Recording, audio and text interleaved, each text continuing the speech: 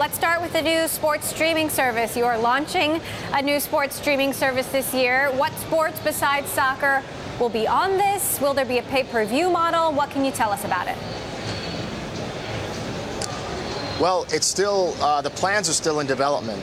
We acquired soccer rights, which should be a significant portion of ours for the service. And then what we're going to be looking to do is augment the soccer rights with other types of sports that we think can reach fans, and even smaller sports with niche audiences. And we haven't announced what the business model is going to be yet, and we're going to probably test and play around with a few to see what might resonate. But there's at least the idea that there could be a subscription model, or there could be a pay-per-play, kind of a pay-per-view model. Do you see expanding this service beyond sports or including other Turner programs? Well, we have two other over-the-top direct-to-consumer businesses, products today. One is called Boomerang, which is a kids service, and then the second is called Filmstruck, which is a classic movie service. So the idea of us, in addition to our existing linear TV networks, launching these over-the-top direct-to-consumer products is a pretty exciting opportunity for us to go directly to our fans and control the overall end-to-end experience in ways that we don't do with our typical cable satellite telco partners. And I don't know what combination of genres of programming are going to necessarily move together or be sold separately, or some combination thereof. We may allow consumers to buy packages of services and apply discounts if they are willing to take more. I think it opens up the optionality for us to reach our fans in more and more ways, and I think it's pretty exciting. Speaking about the potential AT&T merger, have you spoken with their entertainment folks about what the priorities would be if indeed this happens, and what would those priorities be?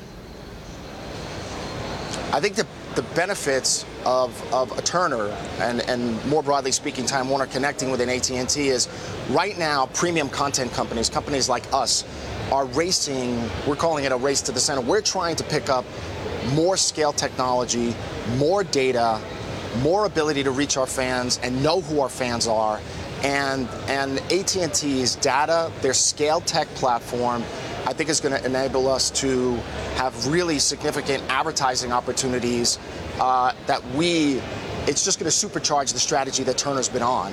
In addition, AT&T's DirecTV subscribers and its tens and tens of millions of mobile customer relationships are going to provide us new and innovative ways to get our content and products, maybe such as a Boomerang and Filmstruck, for example, directly to mobile customers, because I believe the next 5 to 10 years, the fastest growth in video consumption is going to be through mobile.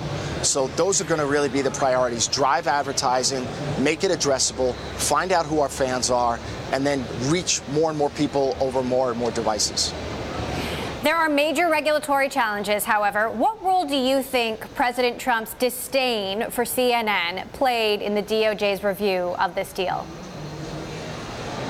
I really have no idea. I can't possibly speculate. It would be inappropriate for me to speculate. Fortunately for me, I'm focused on running Turner, and we've got teams of incredibly capable people who are working really, really diligently and hard to make sure that the deal closes, and we fully expect that it will. And we're planning for that day to happen, and we can't wait to get going.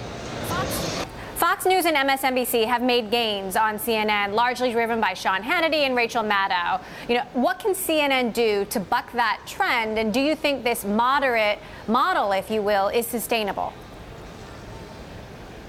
Well, I think CNN's model is sustainable. If you look across the three networks that you just mentioned, Fox News, MSNBC, and CNN, all their ratings are up. Cable news ratings in 2017 were the highest that they've been in years. And yes, depending on the particular climate and depending on what the particular subject matter is, it might be possible that MSNBC does a little bit better, or it might be possible that Fox News does better. But I will tell you that CNN completed its best year in 2017 ever. Record year. It's been a top 10 ad-supported cable network for 5 quarters in a row, something it hasn't been able to do in 22 years. So the CNN business model has never been stronger.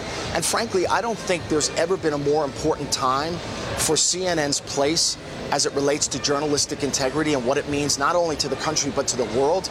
I'm incredibly proud of what Jeff Zucker is doing in leadership there and what our journalists are doing every day. And we have no plans on changing, trying to be the best journalistic organization in the world. Now, AT&T has talked about slicing up shows, making them more adaptable for a mobile audience. Is that something you'd consider doing? Absolutely. I think it's something that we would do with or without AT&T. I think the ability to break down traditional long-form formats to shorter shows, making them available on mobile devices, frankly, maybe changing the windowing somewhat of our shows and making them available on alternative devices before they even show up on linear TV.